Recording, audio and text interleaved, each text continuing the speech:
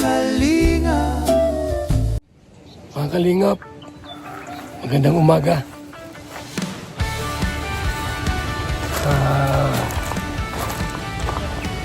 Upload ko yung video ni Kalingap Rab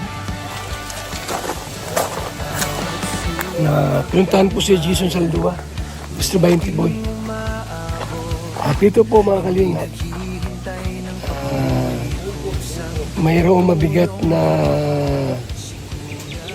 pagsubok.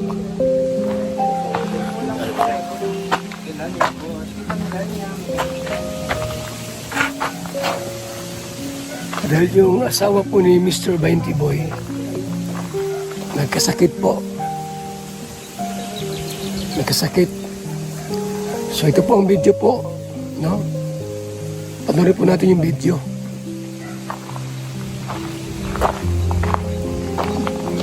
Ito pong vlog ni Kalingap Rab kay Mr. 20 Boy. Nabala kita, alam kong busy ka. Pero di ko ina-expect na mapunta ka ngayong araw. Di talaga nagka-emergency talaga ako. Kasi importante kasi yung nung tawag ng anak ko. Nung nakarang araw. Tinawagan ka? Tinawagan ako. Sabi nung anak ko, baka daw pwedeng humingi ng tulong sa akin. Tulungan ko daw si mami niya. So yung anak po ni Mr. 20 Boy, nagtawag. Nagtawag daw po yung mami daw po niya. Yung mami ayun, may problema. So, pasalamat man po si Mr. 20 Boy kasi hindi niya akalain na si Kalingap Rab ay mapunta roon sa lugar niya, no? Kung saan naroon si Mr. 20 Boy. So, pasalamat din po siya na pinuntahan siya ni Kalingap Rab. Tuloy po natin yung video, mga kaibigan. Kasi Mami niya, asawa mo. Yung asawa ko, sa totoo lang po, 4 na taon na kaming iwalay. Okay. Apat na taon na alam kami. ko yun. Mga Kalingap, ito pala si Mr. 20 Boy at yung kanyang tunay na asawa, ano yung teacher? Ay na pala, 4 na taon ng hiwalay. Tapos, yun nga, nagka-problema daw, no? Nagkasakit nagkasakit yung asawa niya. Ay, kasal sila dito. Ang alam ko, kasal sila dito eh. Sunod sa pa kami, call radio. Si Mr. 20 Boy po ay yung technician. Itong si Mr. 20 Boy. Nakasama ko yan sa call radio eh. At nagkahiwalay sila. Hindi ko alam kung anong dahilan. Mahirap at kayo alam sa buhay na may buhay. Kung sila may po yung nagka-problema as family, bilang mag-asawa, di na ako makikialam dyan. Basta yung anak po nila, panganay, ay pinawagan yung daddy niya, si Mr. 20 Boy, at tayo nga, baka pwedeng tulungan yung mami niya, which is ang asawa ni Mr. 20 Boy. May sakit nga po. Lang din inaano sa social media kasi Kasi alam mo nang kung ano sasabihin. Ang number 1 na maapektuhan yun yung anak ko, anak namin. Siyempre, hindi mo na lang kung sa paghihiway, kami nang may alam nun ng asawa ko. Tapos, nangyari nung nakaraan, nagsabi ng ganun. Sinamahan ko man si yung anak ko sa Naga. Kinuha ko yung result ng biopsy. Di ako ni-expect na ganun yung magiging resulta. Sa ganung sitwasyon na magkakaroon siya ng cancer, stage 3. Cancer daw palang sakit, stage 3 na. Nako. Stage 3 na pala yung sakit ng asawa ni Mr. 20 Boy. Cancer. Ano kaya ang cancer yun? Bakit ang bilis mag-stage 3? Ano yun? Napabayaan ba yun o talagang kung bagasan hindi alam, di ba may mga sintomas yan pagka cancer, may mga pananakit, hirap huminga, or mga, di ba? Bakit umabot ng stage 3? So marahil po ito ay parang winawalang bahala siguro. Ano po, kasi alam mo na, teacher, busy talaga yan. Busy yan sa school. Tapos di nagmalay, cancer na pala yung sakit. Stage 3 na raw po. Mga kalingap. Grabe. Hmm. Ito mo lang naalaman. Nalaman. Kaya yung nabigla ako kasi malakas kasi yun ay grabe din yung sa trabaho. Stage 3 cancer. Stage 3. Okay, grabe. 3B. Sa ovary. Tapos napalo nga ako dun sa post nung anak ko na sabi ng anak ko kasi ma-undergo siya ngayong week, as soon as possible daw kailangan mag-radiation. Kailangan ng 2 buwan straight, Sabado-Linggo lang ang pahinga. Yung pinakamahirap sa lahat, yung radiation po. Tapos Monday to Friday, ang pahinga po ay lang, Saturday, Sunday. Lako, grabe radiation po, talaga makakalbo ka dyan. Kasi stage 3 na nga, kailangan yung mga cancer cells mapatay. So walang ibang paraan po para wag na manganak yung cancer, mga cancer cells. Dapat radiation po. Naku, grabe talaga, mabigat na pagsubok. 2 months na po, tuloy-tuloy. 2 months. Tuloy-tuloy po na radiation. Monday to Friday. Araw-araw.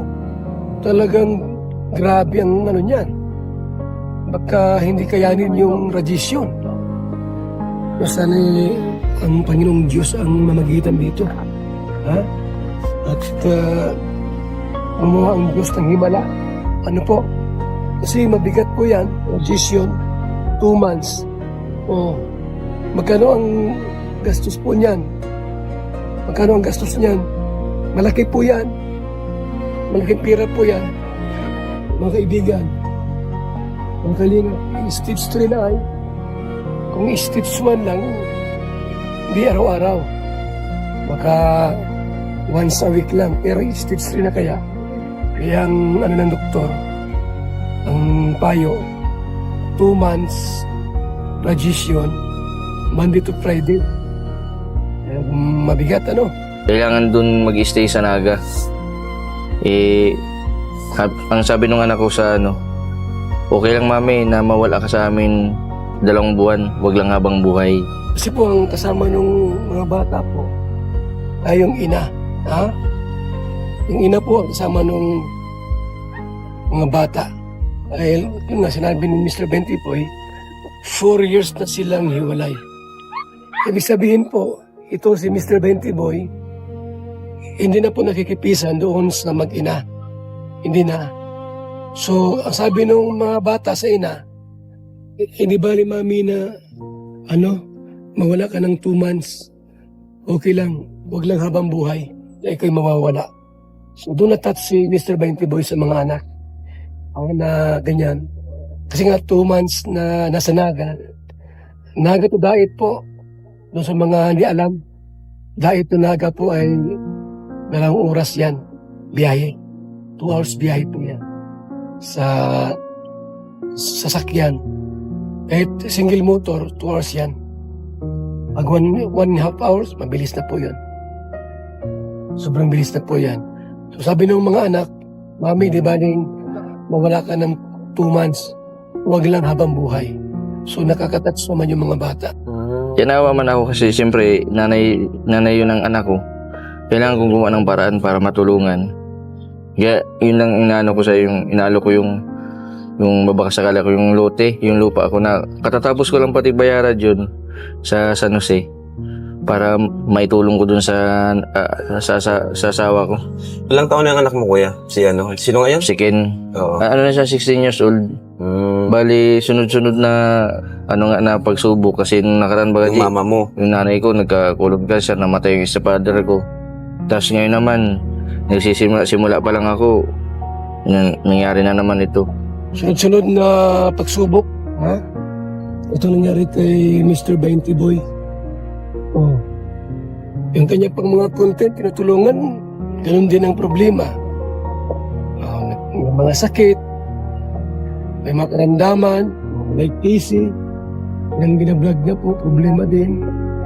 So, ang hirap, no? Kung mismong pamilya mo na po ang apektado, ang nagkasakit, yan ang mahirap sa lahat. Pag kayong asawa mo na ang nagkasakit, kahit pahiwalay kayo, kahit ba kayo ay nagkakalabuan na, di po baga, tapos ang mga anak lumapit sa'yo, daddy, yung si mami may sakit, may malubhang karamdaman, baka pwede mong pakitulungan. Siyempre ikaw yung ama, alam mo naman pababayaan mo. Sa iba nga natulong ka, di po baga. Kaso po, dumating sa time na si Mr. Bentley Boy, wala na. Broke na po. Broke na. Talagang ubos ang pera niya. Sa mga pasyente, sa mga vlogs, at iba pa. O kaya ito, no? Gusto niyang ibenta yung lote. Yung lote. Gusto niyang ibenta ang lote, mga kaibigan. Isang paraan para pangdagdag mo sa gastusin. May nag-ano ba na reaktor na inabandono ko daw yung pamilya ko. Alam mo, Jay, 3 buwan ako yung anxiety, hindi ako makatulog, hindi ako sa paano ako magsisimula. Kasi lahat ng napuntar namin, iniwan ko sa kanila lahat. Nung naghiwalay kayo, Naghiwalay parang yung kami. kasunduan nyo. Hindi nagkasunduan. Ay, hindi nagkasunduan. Ako yung Talagang ikaw nagdesisyon. yung nagdesisyon. Kasi inisip ko, yung future kasi ng bata kasi ayoko maging kawawa sila. Kasi bali yung anak ko 2, na sundan pa kasi yung isa yun. Bali 2. Kaya sabi ko, iwan ko na sa inyo lahat kasi ako naman, sanay man ako sa hirap, makakapagsimula ulit ako. Kaya itong nakita nyo ngayon, sisimula pa lang ako ngayon. Talagang grabe yung ano ko, na hindi ako nagkikwento sa inyo, hindi ako nagkikwento sa social media kasi ayaw ko maging kasi yung mga nagre-react, hindi natin alam. Siyempre may against, may Baka lalong kumulong. Baka isipin ng tao, bakit si 20 Boy hindi nyo matulungan, samantalang ganito ganyan. Kasi alam ko, G, bilang charity vlogger, kung gaano kahirap yung pagtulong. Yung pagtulong na kahit nasa binansi Kuya Bal, kahit nasa sariling pera noon, binibigay pa niya. Pag uuwi sa bahay ninyo, inaaway siya ni Mabindat, naibigay niya yung pera. Pero yung kung naman yung ninyo, G, deserve man ninyo yun. Kaya nga, ngayon hindi ako nagdalawang isip kasi wala akong naisip na na makakatulong sa akin, G. Sa hirap ngayon ng buhay, nagbabaka sakali ako sa iyalo ko kay Kalinga Prab, baka kahit kunting tulong man lang kasi bukas dapat ngayong week makaano na siya ng kasi kumakalat na daw yung yung dun sa cancer. Yung cancer. Anong sabi sa'yo nung dati mong asawa? Di na ba kayo nag-uusap? Yung anak lang yung nag-ipag-usap sa'yo? Bali, G, yung pagiging co-parenting namin sa anak namin, kung ano yung dati kami, yun yung pinapakita namin. Naghiwalay lang kami, pero sa anak namin hindi. Yung pagiging magulang namin sa anak namin, nandyan kami. Kaya Sa mga pangailangan. Kaya nga nahirapan ako kasi yung nalaman ko. Kasi unang mahirapan dyan yung 2 anak ko kasi sanay sila na kapag may sakit sila, nanay ang hinahanap. Pag may kailangan sila, nanay ang hinahanap. Ibang mag-alaga bagang nanay, G. Saka anak mo na mismo yung nagslapit sa'yo. Medyo talaga, may tanggihan yun. Narinig ito yung kwento ni Mr. 20 Boy. Masilimuot na kwento. Wala mo may gustong magkaproblema sa asawa, di po baga. Marahil may mga hindi na pagkakasunduan, may mga Bakalset. Di ko alam kung anong problema.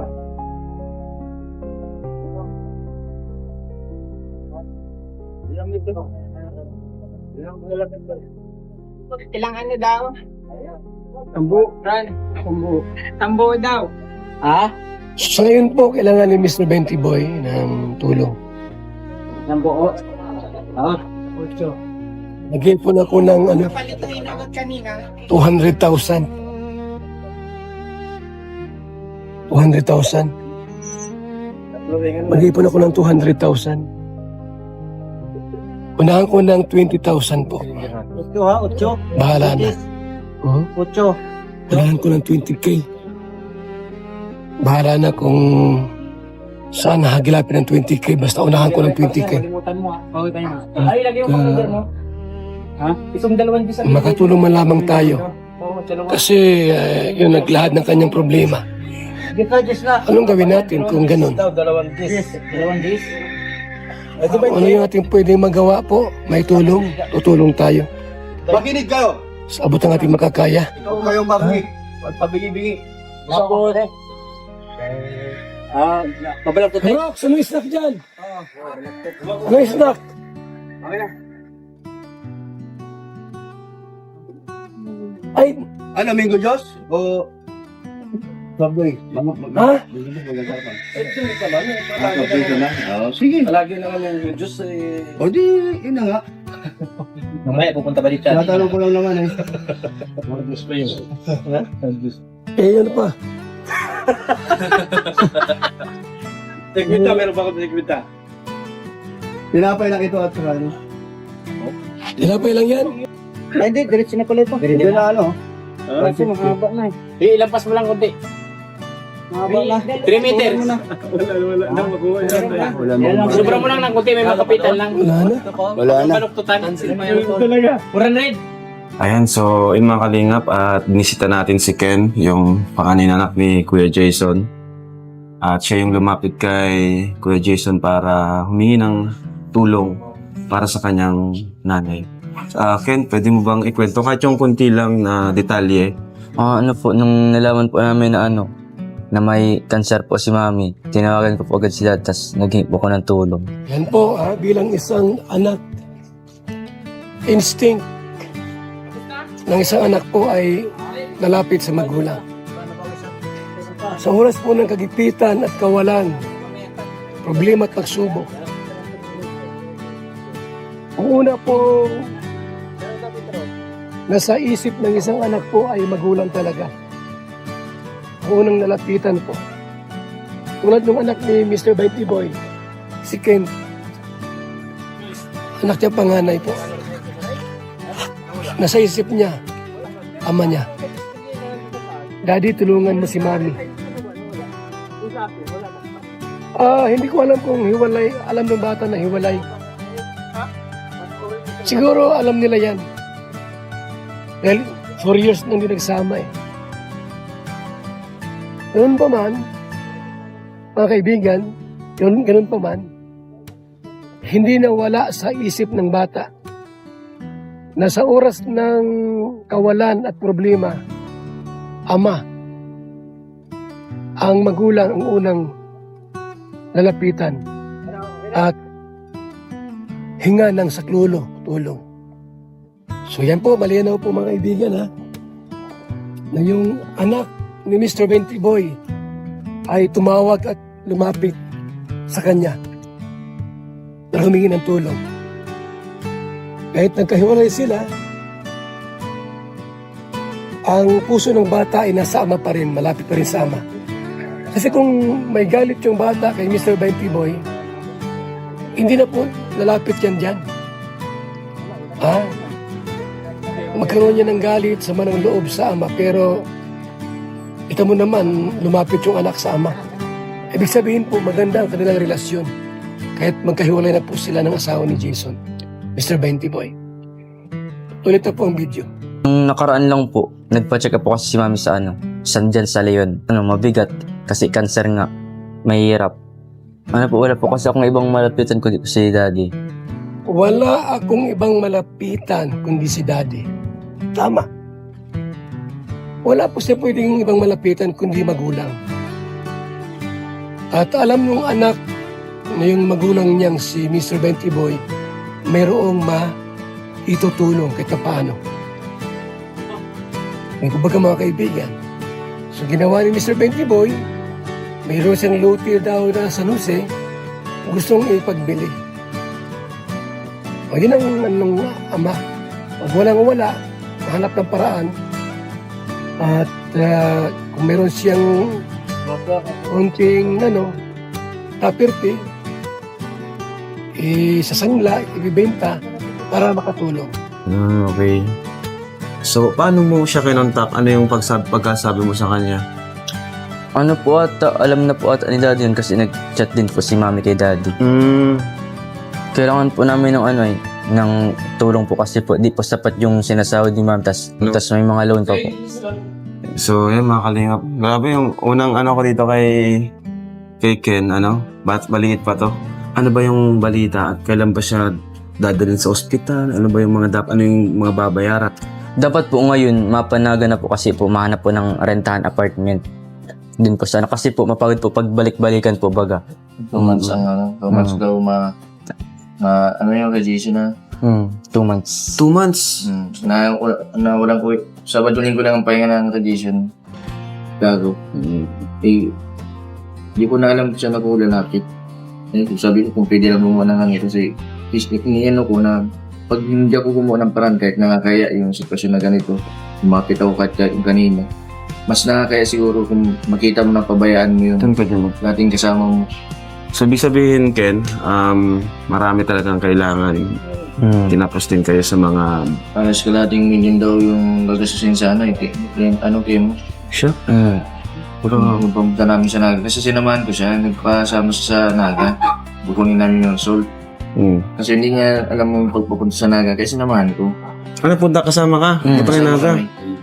Yung sa second opinion, wala kaso nga ngayon, hindi pa ako na-ibigay sa kanila. Kailangan maka-radiation na agad. Kaya yung nag-message ako sa LG, talaga inalo ko talaga yung lote ko. Kahit nababayaran ko palang, alin ko man yung lupa. Kasi ang lupa, ang lupa na bibili, makakabili ka uli. Pero ang buhay hindi mo may babalik. Kahit nagkaganon kami nung mama ni Kim. Ano pa rin yung concern ko sa kanila? Ano po, syempre po, bilang panganay, gusto ko din pong makasama po si Mami ng matagal. Tas may maliit pa din po kasi akong kapatid kaya gusto ko po pong humaba ng buhay ni Mami. Magandang pakinggan po mga kaibigan, sa oras ng kagipitan, problema at kawalan, nagkakaisa po sila. Gamat mayroong hindi pagkakaunawaan yung mag-asawa, pero parating po sa ganitong kalagayan po tulong-tulong po mga kaibigan. Sagipin ang buhay. Sagipin ang buhay po ng mama ni Kent or asawa ni Mr. 20 Boy. So, nakakaiyak man po dahil nga po humantong sa ganito, stage 3 cancer, kailangan po ang radiation. Agarang paglutas sa problema. So, walang ibang way kundi radiation po. Ang tanging paraan. So, ito po ang iyong abang lingkod. Yung aking budget dito ngayon, ngayong buwan, 20 mil. Sir, di mo na kayo mabiling materyales. Kasi yung 20 mil ko, ko sa tulong ko kay Mr. 20 Boy. Pahinga muna. May mga materialis naman tayo, kuya. Marami pa. Ay, maganda rito, kahit walang trabaho, may sweldo. Yun ang maganda. Iba rito po, kahit walang trabaho, may sweldo sila. So, mission 200,000. Yan mission 200,000. Target natin 200,000. Unahan ko na po ng 20 mil. Yung aking budget dito po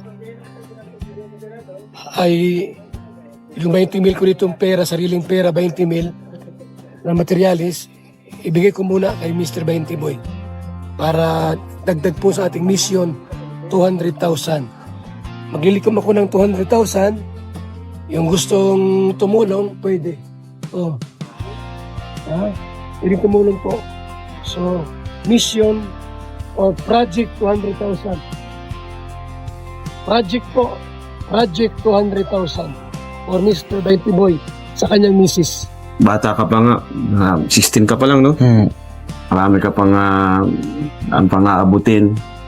Siyempre tayo bilang mga anak, gusto natin makasama yung magulang natin ng matagal. May ano na ba yung doc? May sinabi na about yung wala pa, di pa siya na-check. Hindi na, may May sinabi ba na yung chance na ganyan? nagpasikil ng pinya na asanaga. Oo. Bale na yung talaga, procedure na kailangan. So, kailangan na ng ASAP. Ang WhatsApp kailangan ASAP. radiation na agad, tapos chemotherapy, tapos meron pang isa. Tapos, sa naga yun. Sana yun.